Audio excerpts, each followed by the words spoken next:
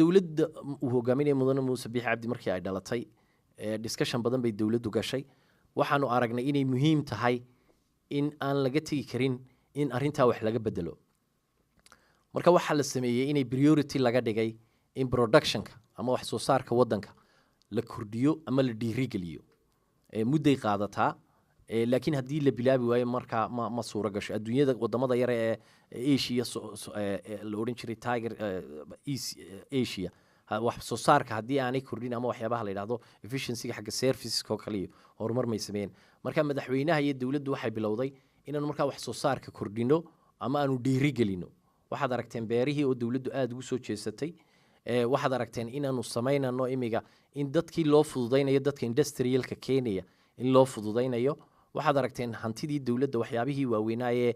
keeni karayay wax soo saarka in dowladdu ay dib ula soo noqotay si dowladdu markaa dakhligeedu kor kaco loona maalgeliyo markaa waxyaabihii kale wax soo saarka ahaa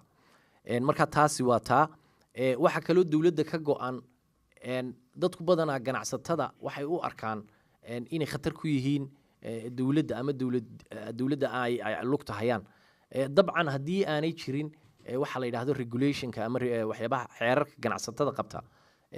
de markaa ganacsigii markaa wuxuu carqaladunbu dowladda ku noqonaya laakiin innaga somaliland waxaanu rabnaa hadda oo wasaaradaha ganacsiga maalgashiga wasaaradda maaliyadda aanu aada uga shaqaynaa inaanu abuurano sidii dadka ganacsatadii si xorriyada ay ugu ganacsan lahayn oo de wixii iyagu ay soo saarayaan ay si xorriyada u soo saartaan hase yeeshee waddanka wixii xaq uu ugu lahaa ay bixiyaan oo qofka wadaniga ah ee malaayiin samaynaya ee nabadgelyo ku samaynaya ee ay u shaqaynayaan 100 qof inuu markaa garto dee environmentka uu ku shaqaynaya inay waddan tahay nabadgelyada uu ku joogaa inay waddanka tahay soo markaa isaguna xorriyadiisa iyo wanaagiisa ku helay macaashkiisa inuu markaa ku soo celiyo marka awal waxaa hor joogi jiray marka runta la sheego markii dowladahani ururinayaan cashuurta ururinayaan ama ay ka qaadayaan qofka wixii xaq dowladdu ugu leedahay infrastructure baa jira warqado wax laga qaadaa jira qaab loo cabiraa jira qofkii wixii soo geliyay lama curdudubo lama yidhaahdo holiday in baad leedahay lacag dowladda si marka waxay soo mareen markaa tadawur badan oo qofka imiga lagu soo saari karo hoteelkaasi caawi intuu shaqeeyey inta lagu leeyahay VAT ay ururaso oo hadhow toole inland revenue-gu uu garan karo wixii hoteelka lagu leeyahay wasaaradda maaliyaddu waxay aad hadda ugu jirtaa sidii ay qorshayaasha nooca ay u soo saari lahayd wasaaradda ganacsigu hadda waxay ku jirtaa inay samayso waxa la yidhaha one stop shop oo dadka ganacsatadii wax kastoo ay u baahnaayeen hal mar halkii ay 100 jeer ka samayn lahayn ay hal mar ka helaan markay taa dowladdu ka soo baxdo eenu ka soo baxno wixii loo baahnaa waxaanu filanaa in markaa ganacsataduna wixii xaq loogu lahaa ay keenaan waxaan idiin sheegayaa hadda dadka ugu badan ee bixiya cashuurta si toosa u bixiya waa dadka caadiga ee shaqeeya ee dadka hoose ee shaqeeya sababtuna waxa weeyaan dadkaasi dee waa dad access loo leeyahay ganacsatadeedana waaweynna waxaan ku dhiirigelinaa markaa inay dowladda dee la shaqayn doonaan ay bixin doonaan wixii dowladdu markaa xaq u leedahay so taas weeyaan xagga dhaqaalaha halkaasaan taaganahay laakiin waxaa muhiim aan ku celiyaa mar kale dowladdu markaa ganacsatada waxay u arkaysaa dad waddanka wax ku soo kordhinaya dadku badan arrintaas ay isu qaldaan waddanna ma hore uu maro haddii aan ganacsatadu aanay kobcin oo qofka ganacsatadii dadka isaga shaqaaleeya wax soo saarkii buu qayb ka yahay warshad buu samayn karaa marka anaga dowlad ahaan waxa naga go'an markaanu shirano kaabinad ahaan inaan ganacsatada loo arag wax dowladdu ka soo horjeeda laakiin waxaan rabnaa inaan wada shaqayno dowladduna ay friendly u noqoto ganacsataduna sidoo kale ay garato xuquuqda dowladda waxaan intaa ku darayaa waxa carqalad weyn ah oo jirta oo markaanu dalka dowladda cusub ay dhalatay ay la kulantay shaqo la'aanta dadka inta inoogu badan waa dadka ka yar 30 jir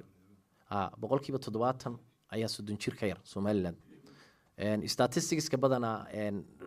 wadankeenu de xogaga aad ma hayno laakiin waan dadaalanaa imiga oo xafiiska statisticska sameeya wasaaraddeedu ku yaala waxaan isku dayaynaa inaan markaa xogaha aad u soo saarno hadda oon hello dadka inta shaqo la'aanta hayso da'doodu waxay kala yihiin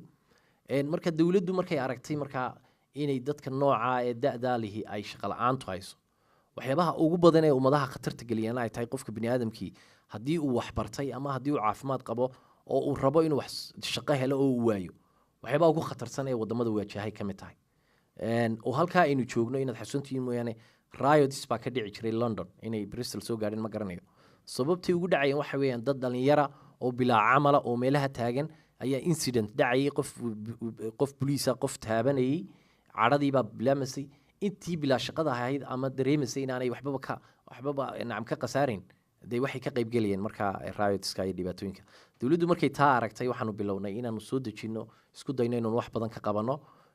sidaad u ogtihiin madaxweynuhu wuxuu aada u dhiirigeliyey oo uu soo saaray mashruucii la odhan jiray shaqo qaran micnaheedu waxa weeyaan markaa in dadka ka soo baxa secondariyada markaa aan ama jaamacadaha in la siiyo scheme ama qaab ay halkaa shaqo qaran sanad ay ku jiraan xirfad ay sameeyaan iyaga laftooda shaqeeyaan lacag la siiyo ay isdhex galaan haa so taas sanduuq kaloo dhalinyaraa la sameeyo oo lacag lagu rido wasaaradda maaliyadda ku rido waxaan dhiirigelinaa oon idiin sheegi doonaa inaanu keennay oonu dowladda jarmalka weydiisanay inay keenaan dowladda jarmalka waxay naga caawin jirtay inaad xasuusantihiin mooyaane sida la sheegay dugsigii farsamada gacanta ee burco technical institute wadamada ugu fiican adduunyada weeyaan wasaaradda qorsheynta sanadkii hore codsi samaysay dowladdii hore way naga soo guddoomeen sanadkan ay noo keeneen way bilaabmi doontaa lacag ku dhow 14 milyan ayay markaa ku maalgelin doonaan xagga farsamooyinka xirfadda taasi waxay keeni doontaan markaa inuu dadkii dhalinyartii halkii ay awal ka barteen business keliya ama ay ka barteen inay bartaan xirfadada kale oo ay ku shaqayn doonaan marka taasi waa xagga aanu serious ka nahay inaan wax ka qabanno ganacsatadana markaa waxaan ku boorinay inay markaa abuuraan shaqo oo badanaa waxaa dhacdo qof ganacsatadii isagoo malaayiin haysta inuu ka caajiso inuu shaqo abuuro waayo riskigay dadku necab yihiin badanaa soo ganacsiga laynkaa yare uu bartay ayuu ku joogayaa laakiin inay abuuraan shaqo waan ku dhiirigelinaa waxaan usoo wareegayaa arrimaha bulshada markaa waxaan uga jeedaa accesska ay u leeyihiin dadku inay helaan caafimaadka biyaha waxbarashada dowladdu culays bay iyadana saaraysaa marka laga reebo wax soo saarka waxyaabaha noogu waaweyn ee anaga wasaaradda qorsheyn ahaan imiga waxaa soo baxaya 5 sano prioritiskiisa aanu kala horeyn lahayn marka in la kordhiyo dadku accesska ay u leeyihiin ama helitaanka ay leeyihiin meelaha la yidhaahdo caafimaadka baraha caafimaadka in la kordhiyo biyaha inay dadku helaan biyo nadiifa taasina way naga go-an tahay security-ga inkastoo wasiirka arrimaha gudaha iyo difaaca iyo madaxweynaha badanaa ay tahay mandate-kooga inay aada uga hadlaan laakiin dalkeenu waxa weeyaan dal nabada mararka qaarkood way dhacaan carqalado laakiin innaga waxaa naga go-an dowladda somaliland ahaan inaanu nahay dowlad nabad jecel oo xuduudeeda jecel inay nabad ku noolaato dadka dariskaana nabad ku noolaato laakiin sida waddan kasta uu sameeyo haddii ay dhibi ku timaado xuduudda ama lagu soo xadgudbo xuduudda inaan dee xaq u leenahay markaa aynan difaacno laakiin marka intaa laga tago waddankeena nabadgelyadiisu waa waddan aada u fiican xuduud weyn baynu la leenahay etoobiya waxaan halkan idinku bishaaraynayaa etoobiya 27 sannadood xidhiidh fiican oo aada u culus ayaynu lahayno xagga amniga iyo xidhiidhkaas waxaa lanoo garantkii gareeyey ama muuqata inuu xidhiidhkaas inuu intii hore kasii fiicnaado maahe inaan waxba iska bedelayn dowladdan etoobiya soo dhalatay markaan intaa ka tago waxaan idiin sheegayaa in somaliland badanaa dadku waxay ka hadlaan anigu wasaaradeydoo kale iyo marka dadku ila hadlayaan waxaa la yidhaahdo aidka ama caawimada adduunyada ka timaado waxaan ka mid ahay wasiirada dhowrka wasiire markaa maaliyadda qorshaha maaliyadda siyaasadda maaliyadda dejiya dalkeenu waan isku filannahay adduunyadoo dhan waa la siiyaa caawimo xagga ah wadamada even kuwa aynu joogno ingiriiska aynu joogno markuu lacag bixiyo yurub geeyo lacag buu dib ula soo noqdaa oo rebate baa la yidhaha oo dib baa loogu soo celin jiray inagu marka la eego caafimaadkeenna iyo mushaharka askarteenna iyo waxyaabaha badan ee dowladdeenu ku fuliso budgetkeenu sanadkiina dhaafay dowladdaa jirta ilaa hadda markaanu eegno prognoska la gaadhsiiyey ilaa December kharashkii ka soo baxay dowladda waanu isbixinay ama surplus waxa la yidhaahdo wasiirka maaliyaddu gaarsiiyey taas waxay muujinaysaa markaa sida dadku qaarkood inoo haystaan wax dadka cadaanka oo kaliya inoo keenaan ku nool ma aha horumarka waan ku tiirsannahay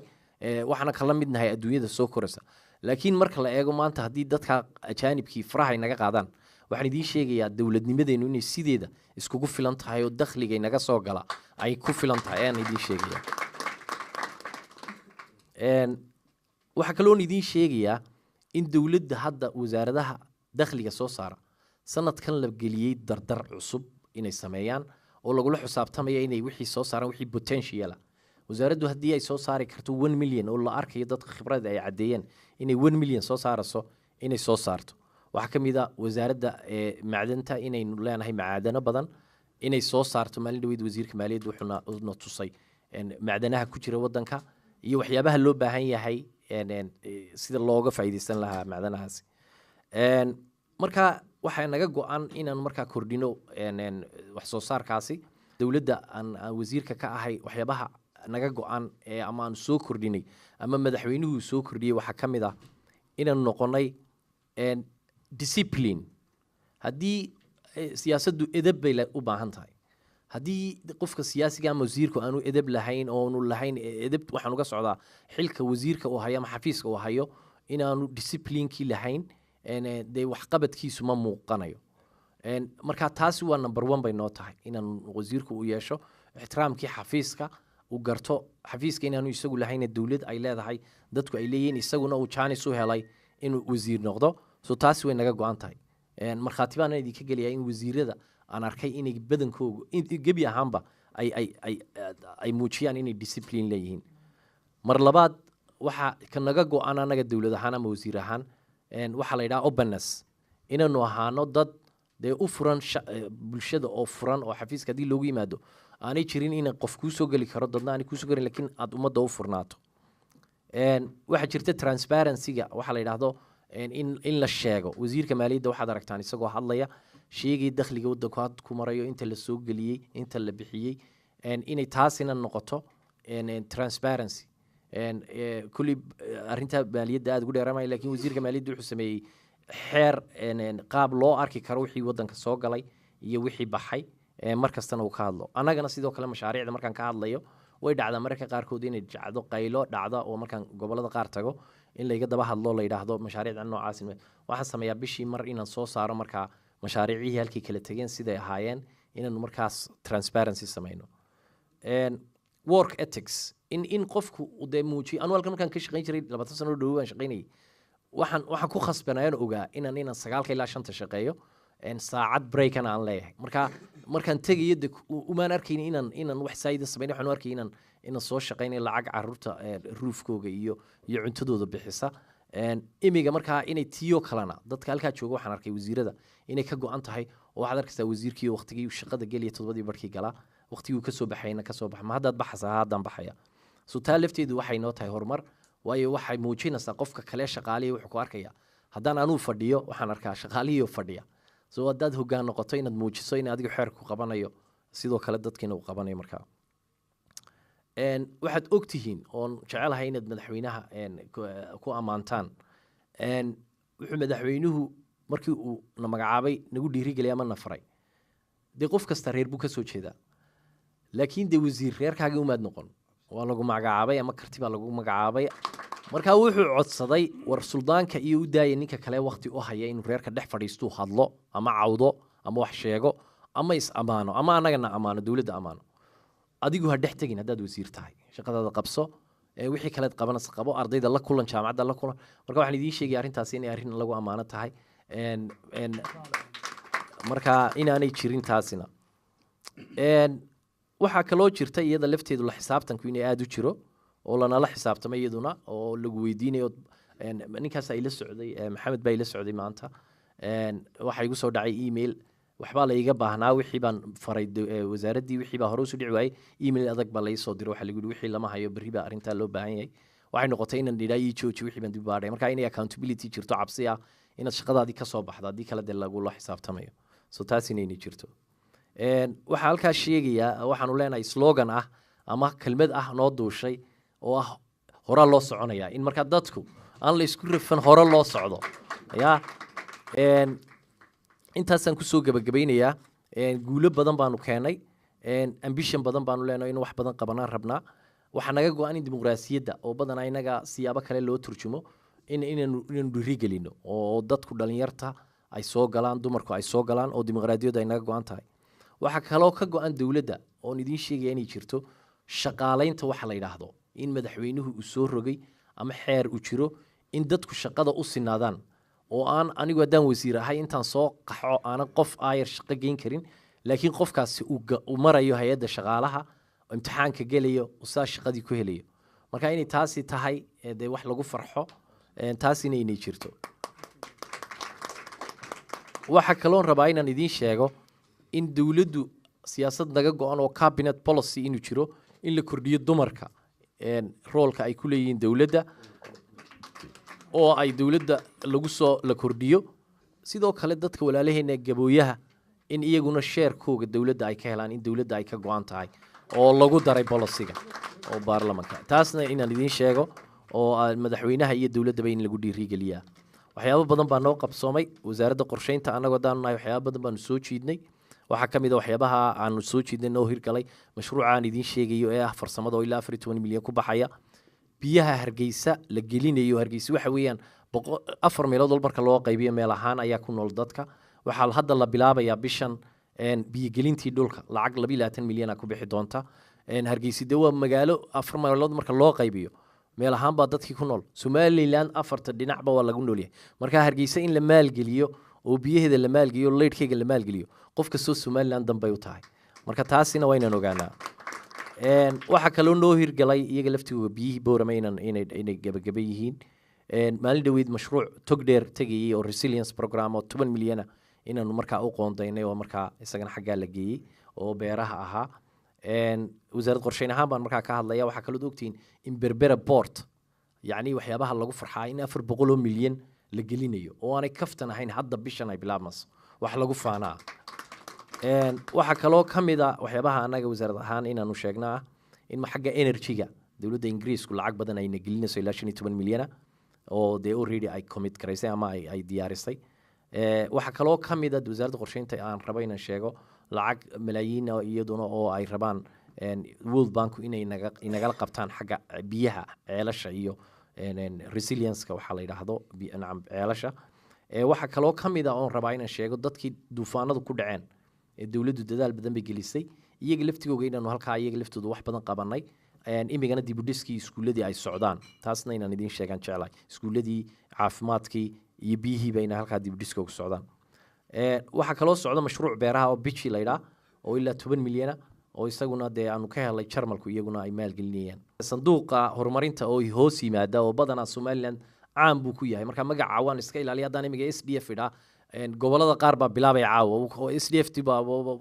marka mashruucaasi mashruuc fiican weeyaan wadankana wax buu qabtay ilaa 12 mashruuc oo waaweyn baanu fulinay 5 sanayna dhaafay qaar baa imiga sii gabagaboobaya hadduu bilaabmaya qaybtiisii kale ilaahay ha igu asturo laakiin dadku aad bay uga hanqal taagayaan laakiin waxaan dadka u sheegayaa mashruucaad lacag ka badan baa na soo maraya kaasoo kaliya ma aha waa saa u ogsoonaada waxa kaloo jira mayd inaanu geyno iyo waxyaabo kale oo horumar intaas socdaba intaas waa inta wasaaradda qorsheynta credit-keygii baan yar sheeganaya mashaariicda aan soo jiiday marka intaasaan caawa ku soo gabagabaynayaa waxaan ku darayaa kaliya waxaynu nahay wadan raba inaynu aqoonsi helno wadankeenaasi markaa wax badan oo iib geynana jira oo ay kamid tahay markaan aanu tago wadan ama Kenya aan tago ama Ingiriiska aan imaado wadan nabada dimuqraadiyadda meel kasta waxoogaa way yar jiraan in dadku dimuqraadiyadda waqtiyada electionska laakiin ay waxaynu nahay wadan dadka wada degani aad isku ogol yihiin waxaynu u soconaa ahmiyadeenu waxa weeye wadankeena in la aqoonsado wadankeena waxa lagu aqoonsan karaa inagoo kamid dhalina dimuqraadiyadda hanaanka dimuqraadiyaddeena haysano in aynu tanaasulaad badan oo xagga yar waxyaabaha tanaasulaadkana aynu badino xagga hoosa dadka qofka citizen-ka idinka ana waxa mas'uuliyad ka saaran yahay qofku inuu garto inuu wadanku xaq ku leeyahay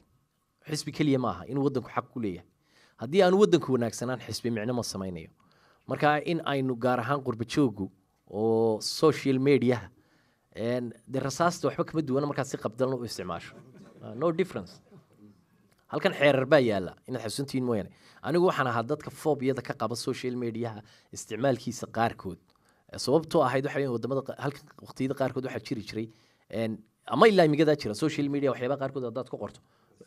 dawladda toos baa lagu imanaya maanta haddaan kelmadaha qaar qoro oo yiraahdo waxa marka inagana haddaan awoodii qofkii in lagu qabto aynaynu lahayn oo halkan wada joogtaan waa inaad inoo tudhaan oo dadkeena u tudhaan oo aad ereyada halkan ba laydinku xidhayo waayo halkan ba inagoon shaqo haysan oo cadaalad darro markugu soo dhacdo shaqadu kaa soo xumaatay ama nin booliis kuu qolday kuma qori kartid qof kasta uu isdhowraa inagana inaad saasoo kale iyadoon cabsi jirin inaad wadankii u tudhaan oo aanaynu noqon dad dabka saliid kusii tuura marka aad iyo aad baad u mahadsantihiin